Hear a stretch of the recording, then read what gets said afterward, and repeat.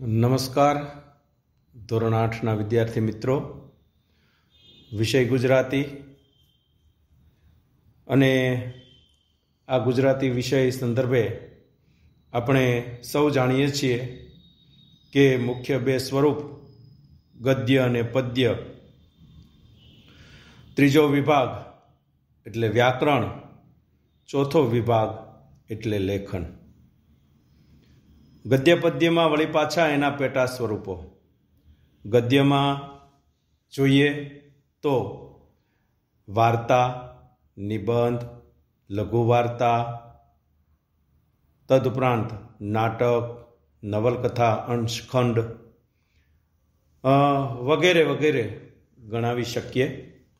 એ જ પ્રમાણે પદ્યમાં એટલે કે કવિતામાં ગીત, ગઝલ, સોનેટ કાવ્ય, ઉર્મી કાવ્ય, પ્રાર્થના કાવ્ય, હાઇકુ, મુક્તક, દુહા, છંદ, આ ઘણું બધું આમાં પણ વગેરે વગેરે જોડાયેલું છે. આ એટલા માટે અહીંયા મૂકું છું કે આપ સૌ આનાથી ફરી એકવાર વાકેફ થાવ. તો ઉપરોક્ત આપણે જે સ્વરૂપો જોયા ગદ્ય પદ્ય અને એના પેટા સ્વરૂપો, એમાંનું એક સ્વરૂપ છે તે છે એકાંકી. એક આંકી, એક અંકવાળું, એક અંકની અંદર જ પ્રસ્તુત થયું હોય તેવું સ્વરૂપ. મૂળે એક નાટકનો ભાગ જ છે, પણ એક અંકી, દ્વિઅંકી, ત્રિઅંકી એમ આવે છે. એની જેવું આ એકાંકી નાટક છે અને એ આપણે હવે ભણવાનું છે. 14મું સાકરનો શોધનારો, આવું એનું ટાઇટલ છે. સાકરનો શોધનારો. લેખક છે યશવંત પંડ્યા. જન્મ ઈસવીસન 1905 અને અવસાન ઈસવીસન 1955. યશવંત સવાઈલાલ પંડ્યા ભાવનગરના વતની હતા. તેમણે સુરતની અંદર અભ્યાસ કર્યો હતો. અભ્યાસકાળ દરમિયાન જ તેઓ નાટ્ય લેખક તરીકે જાણીતા થયા હતા. એમણે પડદા પાછળ જેવા લાંબા નાટકો લખ્યા છે. બાળ નાટકો એ તેમનો નાટ્ય સંગ્રહ છે. આપણે જે આગળ વાત કરી હતી એ પ્રમાણે એકાંકી નાટક એટલે કે એક અંકવાળું નાટક. આપણી ભાષામાં એકાંકી નાટકનો પ્રારંભ અથવા તો શરૂઆત બટુભાઈ ઉમરવાડિયા એ કર્યો હતો અને એ પછી યશવંત પંડ્યાએ નવીન વિષયો અને સાથે સાથે એમ કહી શકીએ કે ચમકદાર સંવાદોવાળા એકાંકી નાટકો આપીને આકર્ષણ જમાવ્યું હતું. લાંબુ નાટક એ શનિની સરખામણી સાથે બતાવે છે તો કે છે કે ટૂંકી વાર્તાની જેમ જીવનના કોઈ એક બિંદુને સ્પર્શીને એના ઉપર વેધક પ્રકાશ પાડે છે. એને લાંબા નાટક તરીકે ઓળખવામાં આવે છે. અહીંયા આની એક વિગત આપણે મગજમાં રાખવી પડે. હવે આ જે એકાંકી આપણે ભણવાનું છે એનો સાર આવો છે કે 3 દ્રશ્યોની અંદર આ જે એકાંકી છે એ વહેંચાયેલું છે. એટલે અહીંયા થોડીક વાત એ પણ કરી દઉં કે અંક એક જ છે પણ એની અંદર જુદા જુદા પ્રકારના 3 દ્રશ્યો આવે છે જે પરિવર્તિત થાય છે અને એ વિચારેલા છે. એમાં આ આખું એકાંકી લેખકે બાળકોનો ક્યારે વિકાસ થાય છે, ખાસ કરીને વાત આ એકાંકીમાં કરી છે એવી છે કે બાળકોનો ક્યારે વિકાસ થાય છે અને ક્યારે કુંઠિત થાય છે, જેને કહીએ કે એ વિકાસ અટકી જાય છે, તે આમાં બતાવ્યું છે. અંજનના પ્રયોગો પાછળનું માનસ ન સમજી શકનાર પિતાનું નામ છે નિખિલ રાય અને એ નિખિલ રાયનું કડક વર્તન સાથે સાથે માતાનો બાળક તરફનો સ્નેહ ભાવ, એ સાથે સાથે ભાઈ બહેનનો નિર્મળ અને સાથે સાથે નિખાલસ પ્રેમ, તેમજ કાકાની બાલ માનસની જે સમજણ છે તે, આ બધું જ અને આ બધાને જ લેખકે અહીં સુંદર રીતે ઉઠાવ આપ્યો છે. આ એક એક પાત્રની ટૂંકી વિશેષતા પણ અહીંયા બતાવેલી છે. એકાંકી છે એટલે સ્વાભાવિક છે કે પાત્રો હોવાના, તો કયા કયા છે એનાથી પણ આપણે શું પરિચિત થઈએ. તો મુખ્ય પાત્ર છે અંજન, ભાઈ બહેન છે, બરાબર. તો એની બહેનનું નામ કિન્નરી છે. 12 અને 10ની ઉંમર છે. નિખિલ રાય એ એમના પિતાશ્રી છે, એમની 35 વર્ષની ઉંમર છે. સુરેન્દ્રનાથ એ ડાક્ટર છે અને એમની 30 વર્ષની ઉંમર છે. પછી છે ભાસ્કર રાય, એ નિખિલ રાયના મિત્ર છે અને એમની ઉંમર 34 વર્ષની છે. તો આ એક પાત્રોની ટૂંકી ઝાંખી પણ અહીંયા છે. હવે પહેલું દ્રશ્ય જોઈએ. સ્વાભાવિક રીતે અહીંયા હું થોડી વચ્ચે વચ્ચે વાત કરતો જઈશ કે રંગમંચ ઉપર અથવા તો આમ કહીએ કે આપણે કોઈ પણ નાટકને ભજવેલું જોતા હોઈએ એને રંગમંચ ઉપર કહેવાય. અને એ રંગમંચ ઉપર જોતા હોય ત્યારે દ્રશ્યો છે એ આપણને સીધે સીધા જે રીતની વાત હોય, વિષય વસ્તુ હોય એ પ્રમાણેના એમાં આવતા જાય, એટલે એનું વર્ણન કરવાની જરૂર નહીં. પરંતુ જ્યારે આપણે કોઈ પણ નાટક એકાંકીને માણીએ છીએ ત્યારે એ જે વિષય વસ્તુ છે, જે વાત છે, એ પરિસ્થિતિ પ્રમાણેનું એનું વર્ણન કોઈ પણ પાત્ર સાથે, કોઈ પણ સ્થળ સાથે કે વિષય વસ્તુ સાથે એનું વર્ણન માનવામાં મૂકવું પડે. તો અહીંયા એવું જ બતાવેલું છે કે અંજનનો અભ્યાસખંડ જોવા જેવો છે. એનો અભ્યાસ માટેનો જે ઓરડો છે એની વાત છે. કઈ રીતનું છે કે તો ખુરશીમાં જાજમ ઉપર જોડા સાથે જ્યાં ને ત્યાં ચોપડીઓ ને ચોપડીઓ જ અથવા તો નોટબુકો રખડતી પડી છે.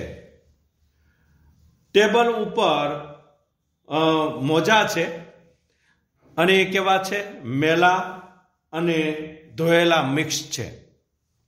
કપડાં પણ એક જ ઢગલાની અંદર દેખાય છે, એટલે એ પણ એમ જ છે. એક બે જેને કહીએ છીએ ખિત્તા, 2-3 પેન્સિલ, રબર વગેરે છૂટા છવાયા રખડે છે આમથી તેમ. અહીં અંજન આવે છે. હવે આ દ્રશ્ય પૂરું થાય, અંજન આવે છે. પછી અંજન બોલે છે કે લાલમાં વાદળી રંગ મેળવીએ એટલે જાંબુડો થાય, પીળામાં લાલ મેળવીએ એટલે નારંગી થાય, વાદળીમાં લીલો મેળવીએ એટલે ... એ સંભાળવાની મહેનત કરે છે, માથું ખજવાળે છે, પણ કાંઈ ફાવતો નથી. આ એનું વર્ણન છે આખું કે કયું દ્રશ્ય છે. ઓકે, પછી આગળ પાછું ચીડાઈને માસ્તર આમ ગોખાવ્યા કરે એ ખોટું, પોતે સ્વગત બોલે છે. યાદ કેટલું રહે, હું તે ગણિત ગોખું કે ઇતિહાસ ગોખું, એક પાછું કડકડાટ કરું છું ત્યાં બીજું મગજમાંથી ખાલી ખમ થઈ જાય છે. મુઠ્ઠી પછાડી દ્રશ્ય એનું આખું છે કે આખી પ્રક્રિયા શું કરે છે. અને પછી મુઠ્ઠી પછાડીને પછી બોલે છે અમારે ભણવું કેટલું, રમવાનું તો જાણે નામ જ ન લેવું, હું તો હેરાન થઈ ગયો. અંજન બોલે છે આવું ભણતર તે કોણે કર્યું હશે? પ્રશ્ન પણ મૂકી દીધો. પછી અંજન નિરાશ થઈને એ ખુરશીની અંદર પડે છે, બેસે છે, અને એમાં ટેબલ ઉપર હાથ અડકતા લાલ શાહીનો જે ખડીયો છે એ ઢળે છે, એટલે કે ઢોળાઈ જાય છે. અંજન બ્લુ ટિંગ વડે ડાઘા સાફ કરે છે. એના જે આંગળા છે એ ખરડાય છે, એટલે કે ટૂંકમાં સાઈવાળા થઈ જાય છે. બ્લુટિંગ પરના ડાઘ સામે જોઈ આ બરાબર ઉપાય છે. એકવાર આ લાલ ડાઘમાં ભૂરી શાહી ભેળું એટલે પછી કોઈ દાહડો નહીં ભૂલાય કે લાલ રંગમાં વાદળી રંગ ભેળવ્યાથી કયો રંગ ઉત્પન્ન થાય છે. આવો એક મનમાં એને સ્વગત જાતે જ વિચાર આવે છે, કોઈ છે નહીં. એ વાદળી શાહીનો ખડિયો બ્લુટિંગ ઉપર ઊંધો વાળે છે. એને ખબર નથી રહેતી કે એથી એના હાથ તો શું પણ કપડાં પણ સારી પેઠે ખરડાય છે, એટલે કે ટૂંકમાં સાઈવાળા થઈ જશે. ઉત્સાહથી બરાબર બોલે છે. જાંબુડો જાંબુડો એ કૂદકા મારવા માંડે છે, એટલે કે અંજન. પછી ફિકરથી ચિંતાથી પણ પીળા રંગનું શું થશે એ વિચારવા લાગે છે. એટલામાં એની નાની બહેન કિન્નરી પ્રવેશ કરે છે રંગમંચ ઉપર. કિન્નરી બોલે છે, ભાઈ ભાઈ ભાઈ ભાઈ 17 સત્તા કેટલાય અહીંયા સ્પષ્ટ વાત કરી છે. તો અંજન ડાઘા સંતાડતો બોલે છે, પણ હું વાંચું છું ત્યારે કેમ આવી? પોતાની બેનને કહે છે. જા, નથી કહેતો તને. કિન્નરી બોલી, તું તો હમણાં કૂદકો મારતો હતો. અંજલ બોલ્યો, તેમાં તારું શું ગયું? જા, તું તારું કામ કર. કિન્નરી બોલે છે, પણ અંજન બોલ્યો કે કૂદકા મારવા દઉં? અંજન ગુસ્સે થઈ, ગડબડ નહીં, જા, હું કૂદીશ ખરો, પણ તને તો કાંઈ નહીં કહું. અંજન ખરેખર ફરી કૂદકા લગાવે છે, મારે છે. કિન્નરી શાહીના ડાઘા જોઈ જાય છે, અને પછી કિન્નરી એમ કહેવાય કે તાળી પાડીને બોલે છે, બાપુને બોલાવવા દે. કપડાં કાળા કર્યા છે તો લગીર ગાલ લાલ કરે તને, એટલે કે ટૂંકમાં તને થપ્પડ મારે. કિન્નરી જવા જાય છે. અંજન તેનો હાથ ઝાલે છે. મને જવા દે. કિન્નરી આવું બોલે છે. અંજન કહે છે, કિન્નર 17 સત્તા 1900. કિન્નરી જતી અટકે છે. અંજનને હાશ થાય છે, પણ ત્યાં તો એમના બાપુ આવે છે. નિખિલરાય બોલ્યા, કેમ રે, શાના દમ પછાડા ચલાવ્યા છે? અંજન કહે, આ કિન્નુ મને ક્યારની પજવે છે. નિખિલરાય બોલ્યા, કેમ રે કિન્નુ? કિન્નરી બોલી, મસ્તી તો અંજુ કરે છે, એના હાથ જુઓ, એના કપડાં જુઓ. અંજને આંગળા અને કપડાનો ડાઘ સંતાડવાની મહેનત લીધી હોય છે. તે નકામી જાય છે. ડાઘ જોતા નિખિલરાયનો જે મિજાજ છે, ગુસ્સો છે, બગડે છે, ક્રોધિત થાય છે. એ જોતા જ કિન્નરી ત્યાંથી સરકી જાય છે, ત્યાંથી નીકળી પડે છે. નિખિલરાય અંજનનો કાન પકડીને કહે છે, અલ્યા, તું તો સુધરવાનો જ નથી ને? રોજ ને રોજ તારી સામે ફરિયાદ હોવાની. એક દી બારીના કાચ ભાંગે છે તો બીજે દી દવાની બાટલી ફોડે છે. આજે શાહી ઢોળી, કપડાં બગાડ્યા, આખા ઘરમાં ડાઘા પાડ્યા. ... વાક્ય અટકી જાય છે. પછી ગુસ્સો ઉભરાતા કોનો? નિખિલરાયનો. નિખિલરાય અંજનને થપ્પડ ચોડી દે છે. અંજન ઢીલોઢસ બન્યો હોય છે. બોલ, કેમ કરતા શાહી ઢળી? પૂછે છે અંજનને. બોલ, કેમ કરતા શાહી ઢળી? ટેબલ પર નાચ કરતો હતો કે ખડિયો કાઢતો હતો? અંજન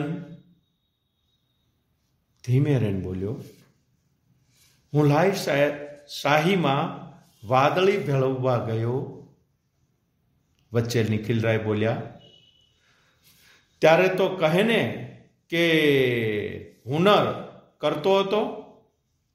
અંજલ બોલ્યો, ના, ખાતરી કરતો હતો કે એ બેની મેળવણીથી જાંબુડો રંગ થાય છે કે નથી થતો. નિખિલરાય બોલ્યા, કેમ? કોઈ રંગારાને ત્યાં નોકરી લેવી છે કે શું? માથામાં ટપલી મારીને નિખિલરાયે કહ્યું, બેસ, વાંચવાનું વાંચ. 10 વાગ્યા પહેલા જો આ ખુરશીમાંથી હાલ્યો છે, બોલ્યો તો પગ જ વાઢી નાખીશ. અંજન ગુપચુપ ખુરશીમાં ગોઠવાય છે. નિખિલરાય જવા લાગે છે. કિન્નરી બોલે છે, બાપુ, માં કહે છે કે તમે અંજુને મારશો માં. નિખિલરાય બોલ્યા, એણે જ એને એટલે કે અંજનને બગાડ્યો છે ને તદ્દન રેઢિયાળ છોકરો થઈ ગયો છે. કાલે એના માસ્ટર પણ કહેતા હતા કે ભાઈ પહેલા નંબરના ઠોઠ છે. માસ્ટર જણાવે ત્યારે ભાઈનું મન ભીતોમાં ભમતું હોય છે. ફાવે છે તો ઊંઘી જાય છે, નથી ઊંઘતા ત્યારે બાંકડા બગાડે છે. વર્ગના બાંકડે એમનું નામ કોતરાઈ ગયું છે. તારી માને મોટા ભાઈના પરાક્રમો તો કહે, પછી ભલે એનું ઉપરાણું તાણે, એટલે કે અંજનનું. કિન્નરી જતી રહે છે. અંજન જરા પાછળ નજર કરે છે. વળી ચોપડીમાંથી માથું ઊંચું એમ નિખિલરાય બોલ્યા, આજે તારે માથે મોત ભમતું લાગે છે મને એમ કે બાળકને કોણ ક્લેશ કરાવે, એટલે હું મૂંગો રહેતો હતો. પણ તમે તો મોંમાં આંગળા નાખીને બોલાવો એવા છો. માવતરપણું રહેવા ક્યાં દો છો? અંજન વળી પાછો વાંચવામાં પડે છે. એની આંખો પાનામાં છે, પણ ધ્યાન ઠપકામાં છે. એટલે કે ટૂંકમાં પિતાશ્રીએ જે ઠપકો આપ્યો છે એ તરફ છે, એટલે વાંચવામાં મન નથી. કિન્નર કહેતી હતી કે કાલે તું વીજળી પંખાને અડપલું કરતો હતો. કોઈ દિવસ આંચકો લાગશે. કિન્નર દાખલ થાય છે, પ્રવેશ કરે છે. અને પછી કિન્નરી બોલે છે, પણ બાપુ, અમને આંચકો તો લગી રહી નહોતો લાગ્યો, એટલે કે જરા પણ નહોતો લાગ્યો. નિખિલરાય બોલ્યા, હવે તું એની વારે ધા. બધા એને બગાડવામાં સમજ્યા છો. મને લાગે છે કે હવે મારે કડક થયા વિના નહીં ચાલે. અંજુ ચાલ, ઊભો થા. અંજન ઊભો થાય છે.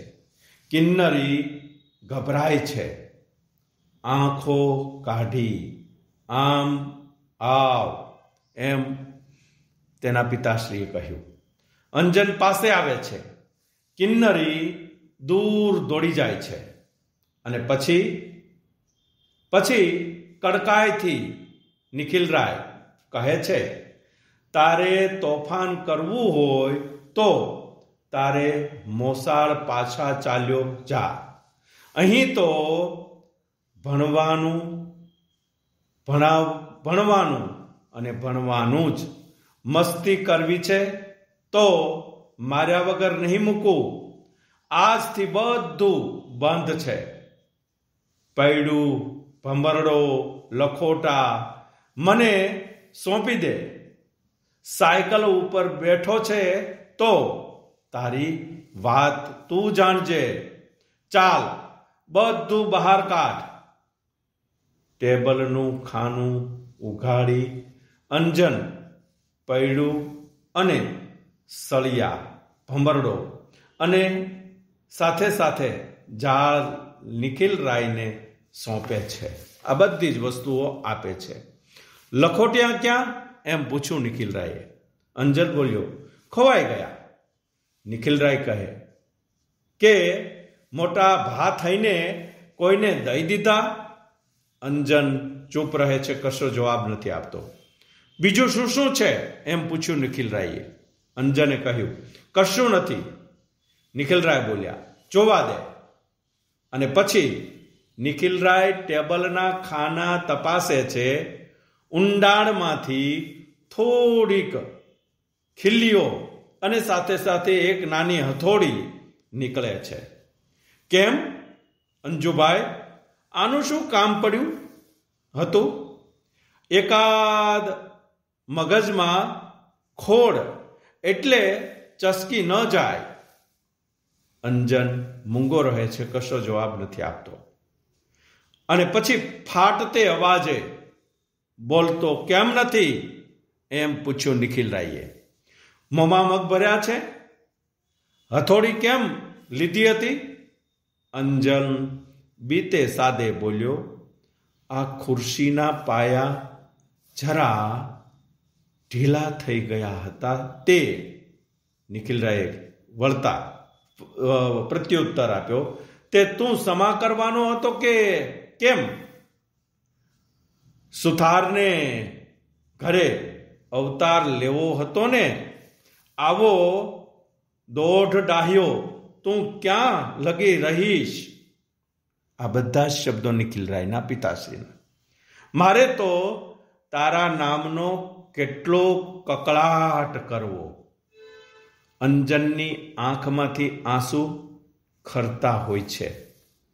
કિન્નરી ડરતે પગલે આવે છે. બીતા બીતા એ રંગમંચ ઉપર આવે છે અથવા તો એ અંજનના રૂમમાં આવે છે. કિન્નરી બોલી, અંજુ ચાલ, માં બોલાવે છે. નિખિલરાય બોલ્યા, જા. એની સોડમાં સંતા. કિન્નરી અંજુને ખેંચી જાય છે. પછી જતા જતા બાળકોના ભવિષ્ય એમની માતાઓ જ રગદોળે છે. પ્રભુ પ્રભુ પ્રભુ નિખિલરાય એટલું બોલે છે અને દ્રશ્ય એક પૂરું થાય છે. દ્રશ્ય 2. માંદલો અંજન પથારીમાં પડ્યો છે. એનો પ્રફુલ્લ ચહેરો પીળો પડી ગયો છે. આંખોનું તેજ જરા હણાયું લાગે છે. એની પડખે ઈસ ઉપર કિન્નરી બેઠી છે. અંજનના કપાળ પર, માથા ઉપર, હૃદય ઉપર એ પોતાનો સુંવાળો હાથ ફેરવતી તાકીને અંજન સામું જોતી હોય છે. એટલામાં જ અંજન પાસું બદલે છે, એટલે કે પડખું બદલે છે. કિન્નરી પંપાળતી બોલી, અંજુભાઈ કાંઈ જોઈએ છે? અંજન બોલ્યો, ના કિન્નરી, મારે કાંઈ નથી જોઈતું. તારે રમવા જવું હોય તો જા. કિન્નરી બોલી, ના અંજુ, હું તો અહીં બેસી રહેવાની. અંજન કહે, શું કામ? હું માંદો, એમાં તારે શું કામ ન રમવું? જા બહેન જા. કિન્નરી બોલી, ના ભાઈ, હું કયા મોયે રમું? નીચું જોઈ અને પછી બોલે છે, મારે વાંકે તું માંદો પડ્યો, મારે જ તને સાજો કરવો જોઈએ. અંજન બોલ્યો, તારે વાંકે? ના ના, હું તડકામાં ખૂબ કૂદ્યા કરતો હતો, પછી તાવ ચડે એમાં શી નવાય? કિન્નરી બોલી, ના ના અંજુ, આજે સવારે માં બાપુને કહેતી હતી કે તેમણે જ તને માંદો પાડ્યો છે. પેલે દિવસે તને બાપુ એટલું બધું ધખ્યા ન હોત તો તારી તબિયતને કશું ન થાત. અંજન કિન્નરીને જોઈ રહે છે. પછી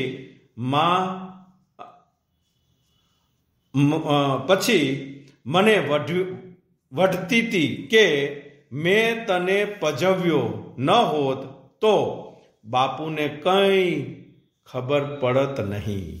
માં મને વઢતી હતી અને એટલે મૂળ વાંક તો કિન્નરી કહે છે મારો છે. કિન્નરી અંજનની છાતી ઉપર પોતાનું માથું ઢાળી દે છે. હેતાળ હાથે અંજન કિન્નરીનું માથું ઊંચું કરે છે અને પછી તેના વાળ ઉપર હાથ ફેરવે છે. અંજન બોલ્યો, કિન્નરી એમ ઢીલી ન થા. વાંક તારોય નથી અને મારોય નહીં હોય. માં ઘડી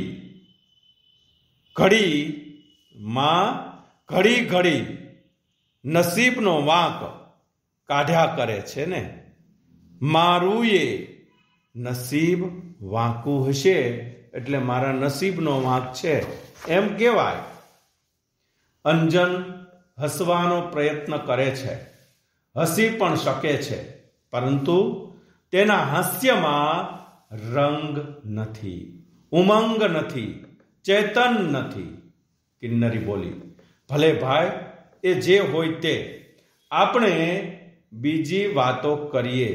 તારે દવા પીવાનો વખત થયો છે. પીશ અંજુ?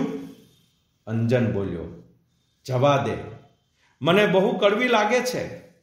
એ પીઉં છું એટલે આંખે અંધારા આવે છે. જવા દે, દવા નથી પીવી. કિન્નરી બોલી, પણ ભાઈ, દવા પીધા વિના તે કાંઈ ચાલે? અંજન ઉત્તર નથી આપતો. કિન્નરી વિચારમાં પરોવાય છે અને એવામાં નિખિલરાય અને સુરેન્દ્રનાથ પ્રવેશ કરે છે.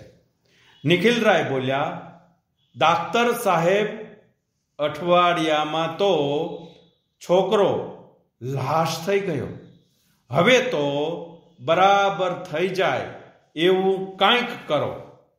રોજ કેટલો તાવ રહે છે, ક્યારે ચડે ઉતરે છે, વગેરે વગેરે જે કાંઈ પ્રકારના પ્રશ્નો ચિઠ્ઠીમાં લખી મૂકતો, પણ આજે તો ઘરમાંથી હઠ લીધી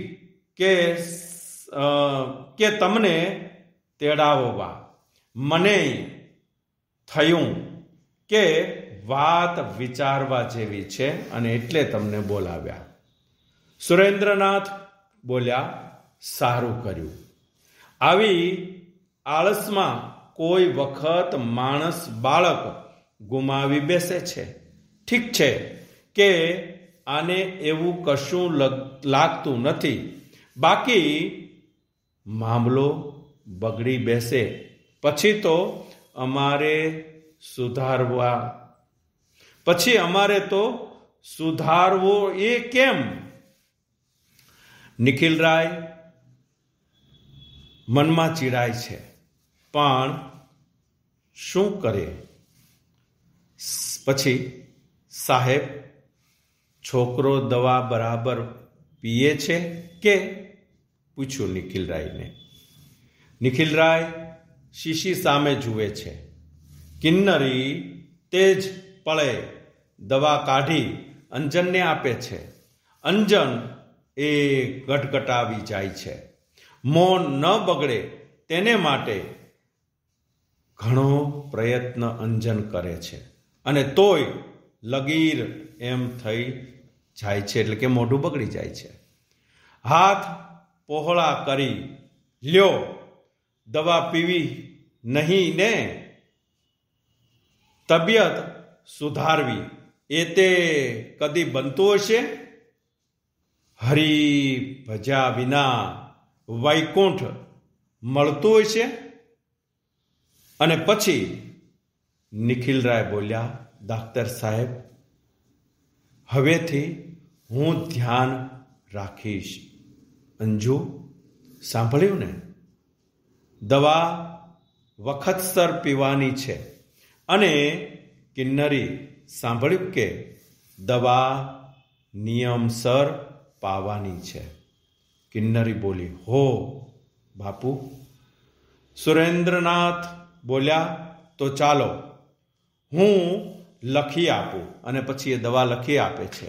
નિખિલરાય અને સુરેન્દ્રનાથ પાછા ફરે છે, એટલે કે ટૂંકમાં સ્ટેજ ઉપરથી, રંગમંચ ઉપરથી જતા રહે છે, ઓરડામાંથી. એ દ્રશ્ય અહીંયા આવે છે. કિન્નરી બોલી, અંજુ, ડાક્ટર સાહેબે તો તારી નાડે ન તપાસી. અંજન બોલ્યો, સારું થયું, હવે હું દવા ઢોળી નાખવાનો છું. કિન્નરી કહે, અરે એવું તો થાય. એટલામાં અંદરથી અવાજ આવે છે. અવાજ બોલે છે, કિન્નર, અહીં આવતો. કિન્નરી બોલી, આવી માં. અંજન કહે છે, જા. માં શું કહે છે? તું અહીં બેસી રહે છે અને એને તો કાંઈ એ મદદ કરતી જ નથી. કિન્નરી જલ્દી જાય છે. અંજન ધીમેથી પથારીમાં બેઠો થાય છે અને પછી કંકાસથી, હું હસતો નથી એટલે માં રડ્યા કરે છે. હું બોલતો નથી એટલે બહેન ગમગીન બને છે. પણ હું શું કરું? મારો આનંદ મરી ગયો છે, જાણે જીવન જ જતું રહ્યું. હા, તી હસતી કિન્નરી પાછી આવે છે. અને પછી કિન્નરી બોલી, ભાઈ ભાઈ, ભાસ્કર કાકા આવ્યા. અંજન હોશથી બોલ્યો, હે, એ ચાલ, ક્યાં બેઠા છે? કિન્નરી કહે, હમણાં અહીંયા આવશે. માં તેમને તારી જ વાત કરતી હતી. અંજનના હોઠ ઉપર હાસ્ય ફરકે છે અને પહેલી વાર હાસ્ય આવે છે. અને એમની પેટીમાં તો શા રમકડા લાવ્યા છે, જાણે રાત ને દિવસ રમ્યા જ કરીએ. આ સાંભળતા અંજનનો ચહેરો ઉતરી જાય છે. કિન્નરીને તેનું કારણ નથી સમજાતું. પાછળથી નિખિલરાય અને ભાસ્કરરાય આવે છે, પણ ભાઈ બહેનને તેની ખબર ન પડે એમ એવો છાના મના ઊભા રહે છે. અંજન બોલ્યો, ભાસ્કર કાકા ભલે આવ્યા, ભલે રમકડા લાવ્યા, પણ એમને ક્યાં ખબર છે કે બાપુએ એની બંધી કરી છે? કિન્નરી હસતી જતી બોલી, તું જોજે તો ખરો, એવો બાપુને કહી દેવાના છે કે આપણને કદી વઢે નહીં, મારે નહીં, પણ બસ રમવા જ દે. હું અહીં આવી ત્યારે એવો માને એમ જ કહેતા હતા. અંજન આતુર આંખોએ જોઈને બોલ્યો, તું સાચું કહે છે કિન્નરી? અરે તો બીજું જોઈતું તું શું? અને ઉલ્લાસ ભર્યો અંજન કિન્નરીને બાઝી પડે છે. તેઓની નજરે પડે એ પહેલા ભાસ્કરરાય નિખિલરાયને લઈ ચાલ્યા જાય છે. એટલે કે ત્યાંથી નીકળી જાય છે, એ લોકોને દેખાય નહીં એ પહેલા. એ પરિસ્થિતિ પણ અહીંયા બતાવેલી છે. હવે દ્રશ્ય નંબર 3. નિખિલરાય અને ભાસ્કરરાય સુશોભિત એવા દિવાનખાનાની અંદર આવે છે. નિખિલરાય આરામ ખુરશીની અંદર અધ્ધર બેસે છે. ભાસ્કરરાય ઝૂલતી ખુરશીમાં હીંચે છે. ભાસ્કરરાય બોલ્યા, જોયું ને નિખિલભાઈ, એટલી વારમાં અંજન કેટલો ખુશ મિજાજમાં આવી ગયો. એને તમારી બીકનો તાવ આવતો હશે. પછી પહેલા તો નિખિલરાય ભાસ્કરરાય સામે જોઈ રહે છે, પણ પછી બચાવ તરીકેનું બહાનું કાઢે છે. નિખિલરાય બોલ્યા, ભાસ્કરરાય, તમે મને ખોટો દોષ દો છો.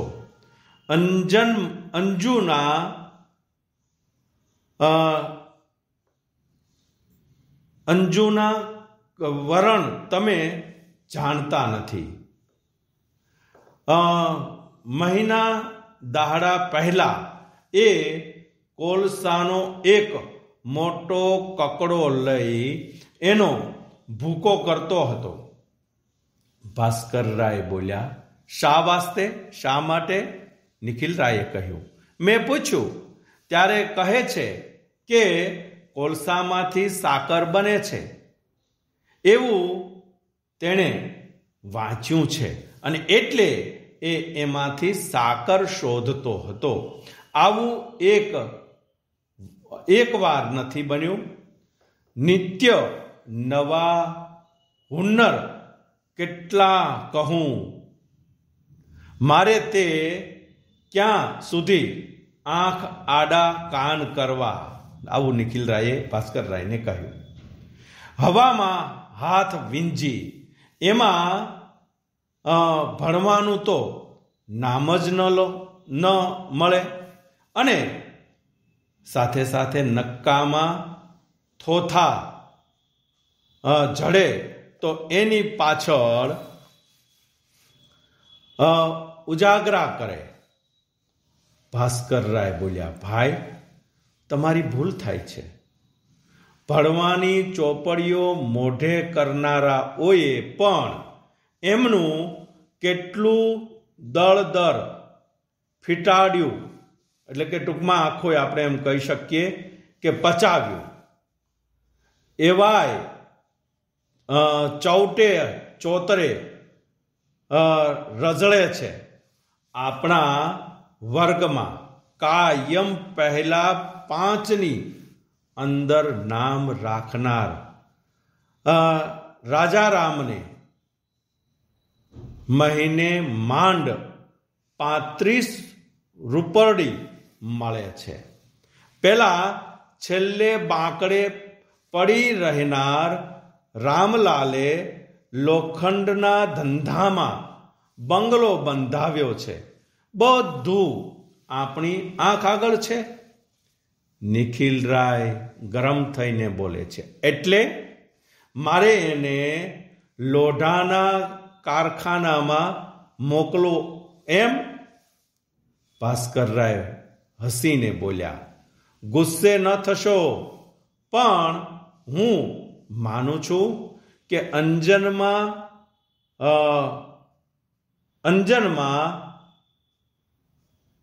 એમ કહી શકીએ કે બુદ્ધિ છે, શક્તિ છે, અને એટલે હું માનું છું કે તમે એને રૂંધી ન રાખો, એને સાચા માર્ગે વળવા દો.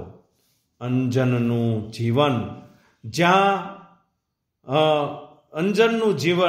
જ્યાં હણાય નહીં એટલે કે ખોટી રસ્તે ન જાય, પણ પ્રફુલ્લે ત્યાં તેને જવા દો. એ કોલસામાંથી સાકર શોધનારો કોઈક દિવસ જગને નવું જ અજવાળું આપશે. નિખિલરાય ઉપર આની અસર થઈ જાય છે, અને કારણ એનું એ છે કે એવો તદ્દન મૌન જાળવે છે, કશું બોલતા નથી. ભાસ્કરરાયને આથી સંતોષ ઉપજે છે, પેદા થાય છે, અને આ સાથે સાથે ખુરશીમાંથી ઊભા થઈ એવો બારણે પહોંચે છે. બારણે ટકોરાની જેમ નહીં, પણ બારણા પાસે જાય છે, અને પછી બૂમ મારીને, અંજુ, કિન્નર, અહીં આવો. કિન્નરી આવી પહોંચે છે. કિન્નરી બોલી, શું કહ્યું કાકા? ભાસ્કરરાય બોલ્યા, અંજન ક્યાં? અંજન આવે છે. કિન્નરી બોલી, ભારથી બોલી, આ આવ્યો. ભાસ્કરરાય ધીરેથી, જાઓ, લતા ભાભીને કહો કે તમને રમકડા વહેંચી આપે. કિન્નરી ઉપડી જાય છે. અંજનની આંખો નિખાલસરાય અથવા તો એમ કે નિખિલરાય ભણી હોય છે, તરફ હોય છે. જાણે જવાની રજા ન માગતો હોય, એટલે કે સ્વાભાવિક વાત છે, ના પાડી છે એટલે રજા માગે એ સ્વાભાવિક છે. નિખિલરાય શાંતિથી બોલ્યા, જા. ઉમંગથી ઉછળતા પગલે અંજન કિન્નરીને પકડી પાડે છે. ભાસ્કરરાય એ બતાવતા બોલ્યા, જોયું? નિખિલરાય આડું જોઈ જાય છે, અને પછી ભાસ્કરરાય પડખે પડેલું છાપું જે છે એ ઉઘાડે છે. અંદરથી આવતો અંજન અને કિન્નરીનો મીઠો કિલકિલાટ બંનેના કાને અથડાય છે, અને એ સાથે જ આ ત્રણેય દ્રશ્યનો જે આપણે એમ કહી શકીએ કે પડદો છે એ પડદો પડી જાય છે, અને અંતે અંજનની તબિયત સારી થઈ જાય છે. એ ભાવ સીધો અહીંયા બતાવી દીધો છે. એટલે આ રીતનું આ આખું એકાંકી છે. તો આ આપણે જવાબો આના તમારે આપવાના છે અને એ કેવા છે એ કહી દો અહીંયા, એટલે તમને ખ્યાલ રહેશે. બરાબર. અંજને લાલ રંગમાં વાદળી રંગ મેળવતા કયો રંગ મળ્યો? બરાબર. બીજો છે કિન્નરી અંજનને શું પૂછવા આવી હતી? કિન્નરી અંજનને શું પૂછવા આવી હતી? ત્રીજો પ્રશ્ન, અંજન કિન્નરીને શેની મદદ કરવાનું કહે છે?